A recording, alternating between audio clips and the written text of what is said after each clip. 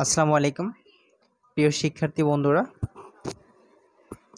জানি সবাই এখন খুব চিন্তিত, কারণ এই দেশের সংকটময় অবস্থায় আহ, আমরা ছাত্র, শিক্ষক, অভিভাবক সবাই খুব শঙ্কিত এবং চিন্তিত। কি হতে যাচ্ছে দেশের অবস্থা কিছুই বলা যাচ্ছে না। তো আমরা সব থেকে বেশি চিন্তিত যারা 2024 এইচএসসি পরীক্ষায় বসছো, এবং পরীক্ষায় বসেই তোমরা বেশ কিছুদিন ছুটি পাচ্ছ। অবশ্য এটা ছুটি না, এটা একটা কি বলা অভিশাপ আমাদের জন্য। তো কবে থেকে তোমাদের পরীক্ষা শুরু হবে বা কবে থেকে স্কুল কলেজ খোলা হবে এই সম্পর্কে এখন পর্যন্ত শিক্ষা মন্ত্রণালয় থেকে ওইভাবে স্পষ্ট কোনো বার্তা আসেনি। বলা যায় যে অনির্দিষ্টকালের জন্য এখন পর্যন্ত বন্ধ আছে।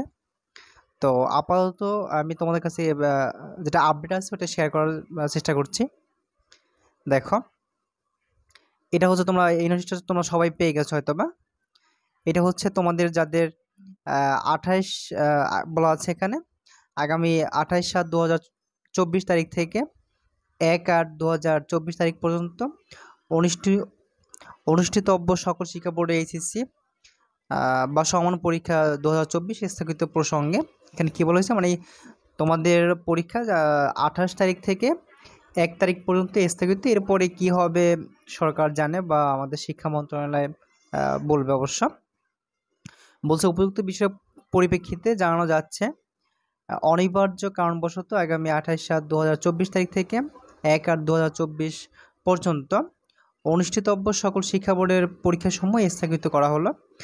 স্থগিত হওয়া পরীক্ষা পরবর্তী সময়সূচি বিজ্ঞপ্তির মাধ্যমে পরবর্তী জানিয়ে দেওয়া হবে। অবশ্যই তোমাদের মানে আবার কবে পরীক্ষা শুরু হতে পারে তোমাদের জানিয়ে দেওয়া হবে বিজ্ঞপ্তি দিয়ে।